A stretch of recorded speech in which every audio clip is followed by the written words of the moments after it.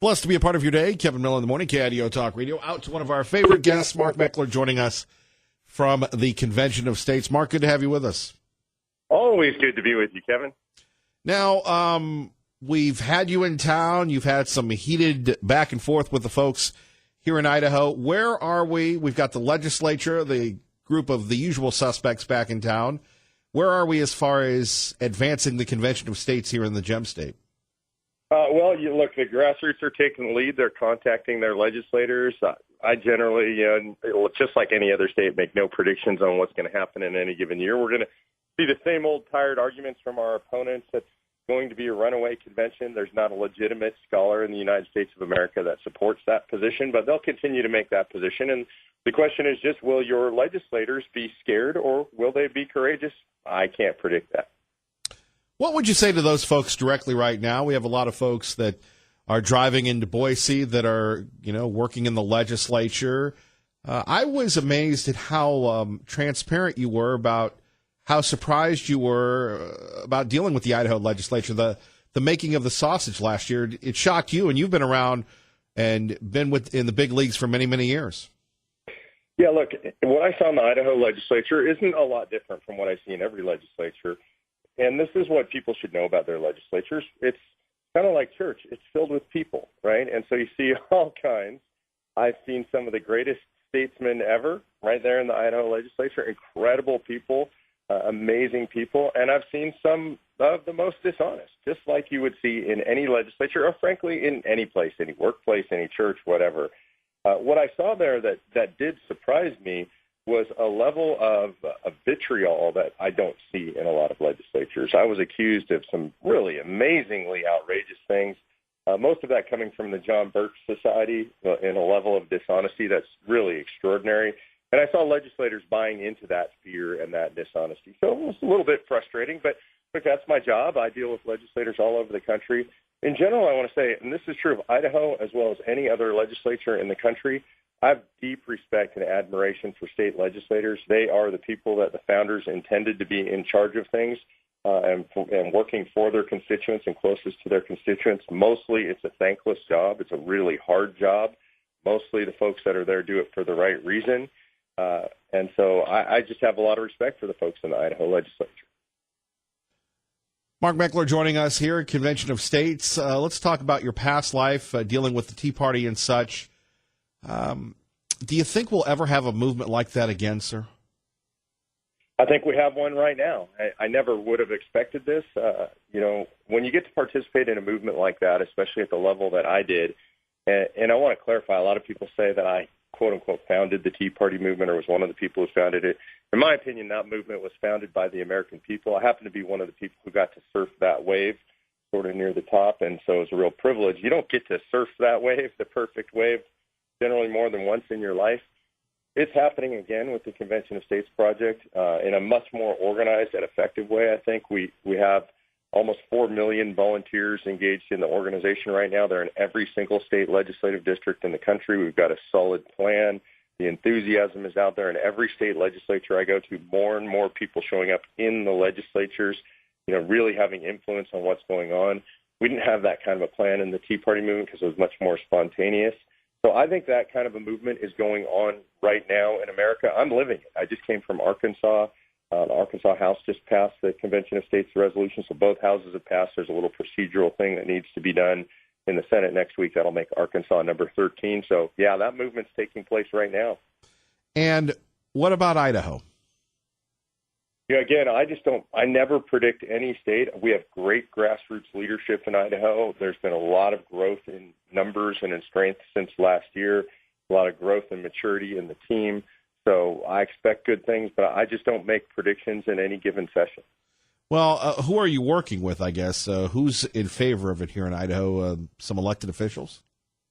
Well, again, I don't go into those kinds of details because Sure. I leave that to the local team there on the ground, Kevin, because I haven't been there this year and haven't had personal meetings with the legislators themselves. I really can't speak to that. We were very disappointed. Here comes the Catholic guilt trip on you, Mark. We had a State of the Union party. Over 300 people showed up, and we loved it when you were there with us. I know. I was really bummed to miss it. I have to tell you, being there for the last one was really one of the highlights of my career in politics. I just happened to be there when the State of the Union was going on. It was really cool for me to sit in an environment like that. Normally, I watch the State of the Union in a hotel room somewhere, which is what I did this time. But to be there with several hundred people, with you there emceeing the whole thing, really one of the highlights of my career. So I may not feel guilty, but I did miss out, and I know I missed out. Oh, they were booing, and it was like being at a. Really, it was a unique experience. They were booing and cheering. It was chanting USA. It was marvelous. Tim, I got to tell you, one of the great things for me last year about being with you guys at the State of the Union party was that at the time I was living in California, and so being there with you and seeing all the support for the president, people cheering and booing, and I had never experienced anything like that being from California. It would have been all booze in California. So it was really inspiring to me to be with folks in Idaho, to be with you, and to see that kind of enthusiasm. I assume that's what it was like again, and I did miss out for sure. Well, we missed you. It certainly was crazy. But Mark Meckler joining us, Convention of States. Let's go over the usual rundown that you do with just about everybody who you talk to in the country. People that say once we open up Pandora's box, Mark, it's going to be bad news for everybody. Well, I would start with this. Let's look at Congress today. It is bad news for everybody. It's not going to be. We just passed $22 trillion in debt. Congress making absolutely no effort to deal with it. In fact, nobody even talking about the fact that we're $22 trillion in debt and teetering on the edge of absolute fiscal disaster. Let's talk about the fact that we have a runaway Congress every single day. Let's talk about the fact that there is not one single nationally notable scholar or talking head or politician or prominent person whose name you would know on the right that is opposed to this. Not one. And who says that there would be a runaway convention. Every prominent legal scholar in the United States of America who is on the right has said that this is perfectly safe and is going to be okay. But let's talk about the fact that there are over 230 radical leftist organizations in America, all led by the Soros Coalition, led by Common Cause, Center on Budget and Policy Priorities, Planned Parenthood, La Raza, MoveOn.org, Daily Cause, every public employee, and all of them taking open public positions against this. All of them now, a whole bunch of them starting to testify in state legislatures against this. It's an amazing thing to see Eagle Forum and Planned Parenthood standing up in the legislatures or standing up in committees and saying the exact same thing. It's an irony that I'll never understand. So there's no chance for it running away. This is a trope from the radical left, sadly bought by some on the right. Less and less people are buying it, and that's why, for example, we passed the House in Arkansas yesterday. Amazing. Mark Meckler joining us. Let's talk about the deficit and the debt. Our politicians continue just to ignore it. How dangerous is this for us, sir? Man, it's incredibly dangerous. I have the opportunity to spend a lot of time traveling around the country with Senator Tom Coburn. He's known as a hero on this issue in the United States Senate for almost 2 full terms, retired to go to work for Convention of States. He was in the House before that fighting against this outrageous debt. Here's something that Tom told me that most people don't know. We sell bonds to finance our debt in this country, and there's something when we sell bonds called the bid-to-cover ratio. That means for every dollar of bonds that we sell, how many people are bidding on them. 10 years ago, the bid-to-cover ratio was 3.6, so the $3.6 bidding for every dollar of bonds. Obviously, supply and demand, the more people want something, the better deal the seller gets. And in this case, that means the interest rate we pay is lower on these bonds. So remember, 10 years ago, it's 3.6, 3.8. Today, it's 1.6. That means $1.6 bidding for every dollar of bonds. That means interest rates go up. If that gets down in the 1.2 range, so you're talking less than 0.5%, then what happens is interest rates go out of control, skyrocket radically, and the entire economy crashes. So we are very close to a crash right now. And yet no one seems to be covering that. Look, it's not profitable for the politicians. They don't care because what they're worried about is getting reelected next time. They're not worried about fixing long-term structural problems. They worry only about their next election. They worry about what's good for them. And if you look at Washington, D.C., this is just a fact. Folks go to D.C., and if they're not rich, when they leave, they're rich. And they go to D.C., if they're already rich, when they leave, they're a lot richer. And so why would they care? Yeah, I don't know how that works. Well, I'll explain to you exactly how it works. It's crazy. This is a big part of how it works. There used to be no laws against insider trading for congressmen. Those laws were actually passed during the height of the Tea Party because people were outraged to hear that you could know inside information about the corporations you regulate and then place stock trades based on that insider information. In Congress, that used to be legal. It was made illegal during the height of the Tea Party, and everybody celebrated that was great and it's common sense. It should be illegal. And so everybody was happy about that. And the session after they made it illegal, they quietly removed all enforcement and penalties. So if you ask your congressman today, is it illegal for you to do insider trading? The answer, truthfully, absolutely is yes, it is illegal. What they won't tell you is there's really no enforcement mechanism anymore. Amazing. So how can people be looking out for us? They're not. They're looking out for themselves. So, for example, they know they're going to lay heavy regulations on the pharmaceutical industry. Then they can bet short on those stocks. They can make bets that it's going to affect the price of those stocks. They can make a lot of money. They're really amazing stock traders, way better than the general American public. Gordon Gekko, if you will. Exactly. Mark Meckler joining us, Convention of States. Kevin Miller here, KIDO Talk Radio. What about this new Green Deal? Again, playing devil's advocate with you, Mark, because I endorse the Convention of States. And I endorse what you do. You certainly are a champion of local talk radio and making America better. But if we, undo everything or we open up the quote-unquote Pandora's box, who's to say that we couldn't get a radical like Ocasio-Cortez making us, Venezuela North? Well, it's actually exactly the opposite. I'm glad you bring that up because politics swings back and forth between the parties. It is what happens. And so eventually we're going to have a Democratic Senate. Eventually you're going to have a Democratic president. I think that party is swinging towards the left, so eventually you're going to get more leftist policies in place.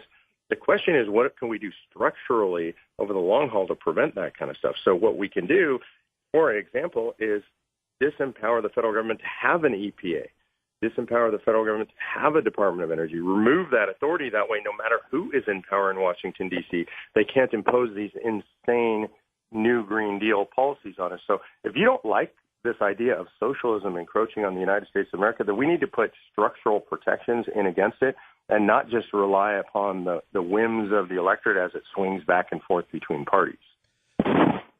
Has the executive gotten too powerful? Well, I think in some regards the executive has gotten too powerful. I don't like the broad use of executive orders the way both parties have done it. There's no real definition for that in the Constitution. And so I think we need to tighten that down. I think one of the biggest problems we have in the United States is that Congress has gotten too weak. Mostly that's intentional. Congress does not exercise its authority under Article 1. And so Congress could control the judiciary much better. Congress could control executive overreach much better. And they just fail to do so. So I do think there is some argument to be made that the executive has gotten too strong, but I think the major flaw lies in the weakness in Congress. Mark, finally, your thoughts on the president and the difference between good and evil. Yeah, I do appreciate that the president lays out the difference between good and evil. I thought we saw it very boldly in the State of the Union address. I have to tell you, Kevin, for me, watching that address, one, I don't like State of the Union addresses. I feel like it feels like it's too monarchical for me. It's like the king is addressing Parliament, and I really don't like it generally. I thought that was one of the best speeches I've seen. The theater was incredible. It's become, unfortunately, a theater piece. He did a very good job of that, really inspiring stories. But the most important thing he did, in my opinion, was talk about abortion and lay it out in very stark terms and, said, look, we can all agree that living, born or unborn, that child is made in the image of God. And I thought that was incredibly profound. It laid out case for good versus evil. In America, we have Governor Ralph Northam talking about infanticide openly and unashamedly. We have Democrats talking about late-term abortion all the way up till birth. For the president to lay out a vision of that child in the womb as being made in the image of a holy God, I thought that was profoundly powerful. Mark, if people want more information or to join the team, what can they do? Go to conventionofstates.com. Look up Idaho, click on the flag, support the team there, get involved. We need you. We are going to save the country, but we need your help to do it. Mark, we hope to see you sometime soon in Idaho. I'm looking forward to it, Kevin. Thanks a lot. And by the way, thanks for doing what you do on Local Talk Radio. We're not going to save the country without you, brother. God bless. Thank you, sir. Our great friend Mark Meckler, love him and all he stands for, promoting Local Talk Radio. Coming up next, phone numbers 580-5436, 580-KIDO, the calm before the storm. Representative Dorothy Moon will join us at, right after the news. We'll get her thoughts on the hemp. We've got Channel 7 saying, where is the CBD oil? And if it's CBD oil, then all of a sudden, is it hemp? And then is it hemp? Is it marijuana? My goodness gracious, can't we all just have a cheeseburger? Kevin Miller, KIDO Talk Radio. Kevin Miller in the morning, KIDO Talk Radio. Blessed to be with you. You heard Mark Meckler talking about the Convention of States. Are you down with that? Are you down with the Convention of States? Many people say no, Kevin Miller, whether it's Tom Munns, whether it's Holly from Caldwell, whether it's you. Mark Meckler, last time he was in Idaho, it got a little heated, and it should. Everything concerning the Constitution should be taken into consideration. How should I say this? A bonus for the Convention of States would be what? Very simply, the government's out of control, and we do seem to be ignoring this enormous deficit that we have, this enormous debt. Dave Ramsey deals with it all the time, noon to 3, and if Dave Ramsey and others can deal with it, wouldn't it be great one day if we have the giant scream that we have during the Dave Ramsey show? You know, it's paid for. Pete in Mountain Home with Kevin Miller on KIDO Talk Radio. Good morning, Pete. Good morning, Kevin. Those who are talking about a runaway convention and the Convention of the States really need to sit down and read Article 5 of the Constitution. A Convention of the States can be called by the legislatures of two-thirds of the states saying they want one. That's 34 states. But any amendment to the Constitution that they come up with has to be approved by the legislatures of three-fourths of the states. The same requirement for anything Congress approves. That's 38 states. You are not going to get 38 states in America agreeing to trash the first 10 amendments, the Bill of Rights. That's simply not going to happen. I don't care how runaway the convention is. I don't care if they come out with totally whack job proposals. You still got to get three-fourths of the state legislatures to approve of it. And if they come out with totally whack job approvals, it'll die. That you will not get the approval. So all I can say to the people that are against it, take a deep breath and read Article 5, okay? The second thing on the legalization of marijuana, you look at the early history of this country, there was absolutely no limits on what you could eat, drink, smoke, whatever. People were sucking down laudanum.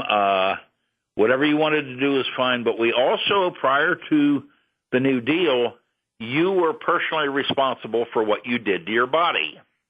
And if you want to stick heroin and fentanyl into your veins and, kill yourself, I do not want to have to pay for your expenses at the emergency room to bring you back so you can do it again. And if you're going to smoke or drink or do anything that's going to cause harm to you or to other people, I shouldn't have to pay for that. But in today's society, everybody in the society has to pay for your poor judgment on what you do. And therefore, I get to have a say in whether or not I want you to be able to do that. And if you don't like that, then move to California where you can go wild. Thank you. Thank you. Pete from Mountain. I'm sorry, Pete, go ahead. God bless you for being a voice for people in Idaho. Thank you. God bless you, Pete, our great friend. Traffic and weather together, 107.5 FM, 580 AM. Channel 7's Eric Gebert. And back to the phones. Liberty Linda joins us now on KIDO Talk Radio. Good morning, Liberty Linda. Good morning, Kevin, and happy Valentine's Day to you and Dorothy. And to you. Thank you. Talk about the State of the Union. If we go with Mark Meckler, we will not have a union anymore. We have to realize that the Dems will get into this, too, and the Dems can and will throw out the whole Constitution one bite at a time if they can. So I say, please open your eyes and see what they can do if they open this up. Let's keep our Constitution as our founding fathers gave it to us. It may not be perfect, but Kevin, It's the one thing that holds this country together. Let's not fool with it. And I'm so adamant about this. I'm so, it's the most important thing we have in our country. If we start messing with it, the Dems can get in there literally, and one bite at a time. They won't just take and throw the whole thing out at once, but they can go in and take one thing about it out at a time. So I'm saying, please, please, please, think about this. Just think about it, because we know they can do that, and we don't want that to happen. Our Constitution is the one thing that we love, and what our founding fathers gave us, let's keep it. So I agree with Tom Munz. I understand what he's saying. I agree with the John Birch Society. It's one of the best societies that was founded in this country. And so I just feel so strongly about this that think about it, what the other side can do, because they have a right to get in on this as well. So that I'm passionate about that. And so I said what I wanted to say, Kevin, because you have such a wonderful show, and your callers are wonderful. God bless you, Liberty Linda. Happy Valentine's Day. You as well. Okay, bye-bye. Bye-bye. Coming up next, hemp, CBD oil, and marijuana. Kevin Miller, KIDO Talk Radio. Good morning, Maggie. Good morning, Kevin. And out to Representative Dorothy Moon joining us, a conservative young lady who, when she's not at the legislature, has a great life with her husband, mining gold, having a good time, making a difference. Good morning. Good morning, Kevin. How are you? I'm living the dream. So before we get to the big hemp issue, what about the repeal of the grocery tax? Your thoughts? Will that happen this session? Well, I'm hoping, it seems like all of the bills are starting to get stacked up, and I think it's all by design to where we can kind of get some things slipped in that we might be able to get slipped in. The Medicaid expansion and the funding formula have been front and center on most everyone's minds on how we're going to fund and, implement these programs. But I'm hoping we do. I hope we can get it in there. I know that there's another legislator that has been talking about just bringing a clean bill and running and starting that one up. We'll see what happens. So now we've had quite a lively discussion here about the hemp, the marijuana, the CBD oil, and now I hear you're behind the hemp. Well, I am behind the hemp, and not just me, but also Carolyn Nielsen Troy. She and I are co-sponsors in the House, and Senator Abby Lee over on the Senate side. We're the floor sponsors.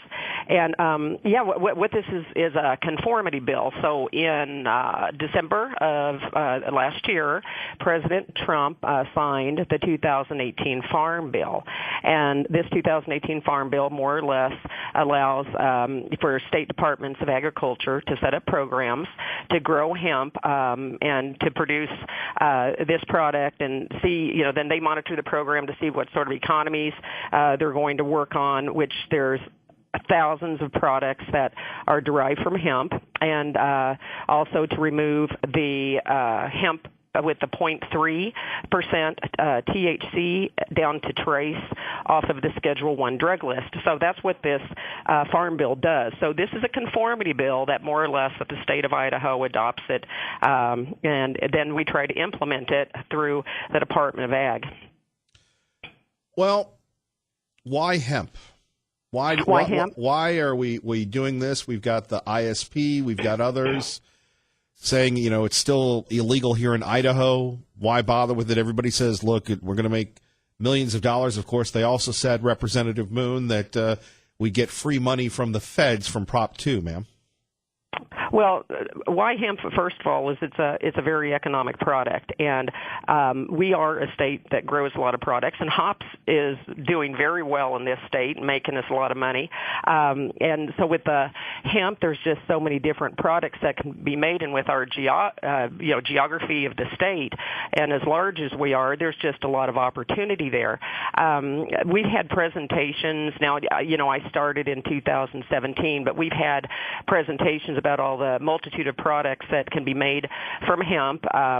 Rope is imported from South America. We have bedding. We have food. It's got higher protein content for animals. Clothing is made from it, and as we already know, you can buy bread with hemp seeds at the store or hemp hearts at Costco. There's just some hand lotions. It's already all out there as far as a lot of these products, which would more or less just put everything legal to use and to grow, like the hemp flour that they put in this bread and the seeds. So that's why we are one of 3 states that do not allow hemp to be distributed through the CBD oil. Idaho, South Dakota, and Nebraska, but every other state has some sort of regulation that allows production and use of that product, and most of it is all through this farm bill. So that they have done this through the 2014 farm bill. This is just allowing and, well, not allowing, but providing the method and the pathway for the State Department of Agriculture to go ahead and get a program going. Well, if hemp was the best ever, and I go back with hemp to 94 and 95, there was a young lady who was running for president in New Hampshire, infamous person called the Hemp Lady. And she and I would debate all the time. If hemp is so great, then why was it illegal? Well, the reason why it was illegal, because in 1970, President Nixon declared his war on drugs, and he signed into law the Controlled Substances Act of 1970, which pretty much created the DEA, or Drug Enforcement Administration. And in doing so, it also unintentionally outlawed one of the world's oldest domestic crops, which was hemp, and so that kind of led to the demise of hemp and a lot of misinformation put out about hemp. So anyway, it's unfortunate because I just found out the other day that there's a person here in the state who's manufacturing construction materials out of hemp, which has better insulative properties. It's lighter to transport, so he uses hemp stock to put in these blocks, and there's already a building down in Mackay that's been produced by these materials. So there's a lot of uses that people are looking at. So I guess if it's not harmful and it can't get you high, there's no psychoactive effect to it at all, and just because it is in the cannabis family, it is not marijuana. And I love it when people say, Moon says that marijuana and hemp are 2 different plants. Well, they are. They might be from the same family, but the species is different. And hemp, if you grow it, you have the hemp seed, it cannot go over 0.3% THC, which cannot get you high, and there's no anything. As much if you wanted to drink bottles and bottles of CBD oil or sit around and munch on hemp all day, it's just going to make you sick to your stomach. But isn't this really the gateway to marijuana? Well, and that's what everybody says. It's the gateway to marijuana. I am not for marijuana legalization, recreation. I just don't even want to see that in the state. But I think that there's so many benefits to hemp products in general that I just don't understand why this is not something that we allow our citizens to do. And, even when I first ran in District 8, which is almost 30% of the state and very rural community, and that, people were asking me, well, I've got 10 acres. I'd like to grow some hemp and use it for bedding, and they had some ideas of things they would like to make and sell it for feed, and some of it was construction materials. So why do we not give them the opportunity? And being capitalist that I am, and a lot of people still are, you let the market bear it out. So give them the opportunity. If there's some great products that can be derived from hemp, let's let them do it. And if not, it'll fall on its face. So I guess that's what I just don't understand, the big issue as to why we don't even give people the opportunity. Well, we've seen this in California before, and then can't you manipulate the crop so the THC level goes up in hemp?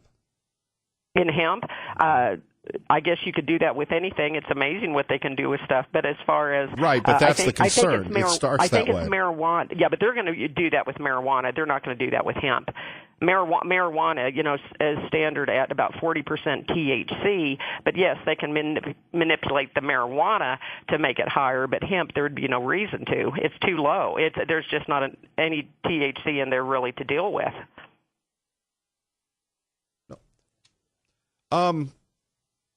Representative Moon, I think, again, you have that Channel 7 report, and they're saying hemp, CBD oil, it's all in there. Obviously, you care, but not everybody is as law-abiding as you are, ma'am. Well, and that's fine. I mean, well, they're not. But, I think I was at the I've talked to some of the anti-drug coalitions around the state in looking, listening to their concerns, but also voicing, let's just talk about the CBD oil in general.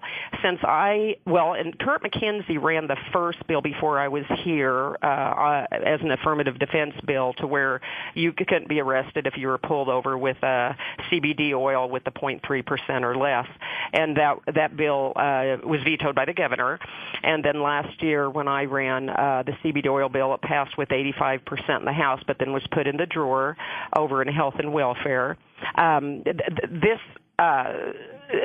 product, I have found out, I've got hundreds of letters from folks ranging from kids taking it for epileptic seizures all the way up to senior citizens for their type 2 diabetes and swollen and aching legs at night to rub it onto their legs. And some swear by it that if it wasn't for that, their quality of life just would, be diminished.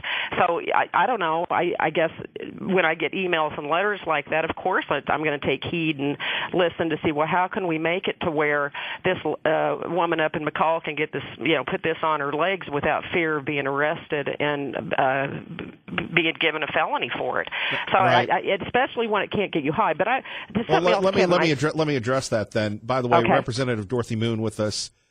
I don't mess with Representative Moon. She's a hardworking young lady, but we enjoy the conversation here, and we thank her for being with us. You're not going anywhere. I'm just resetting the topic. 107.5 FM, 580 AM, talking about hemp and CBD oil. I don't know if you caught it, but that was the point in I believe the last gubernatorial debate where you had Dr. Tommy Ahlquist on one side, Congressman Labrador on the other, and the lieutenant governor, now the governor in the middle, and both of them were smacking him about CBD oil.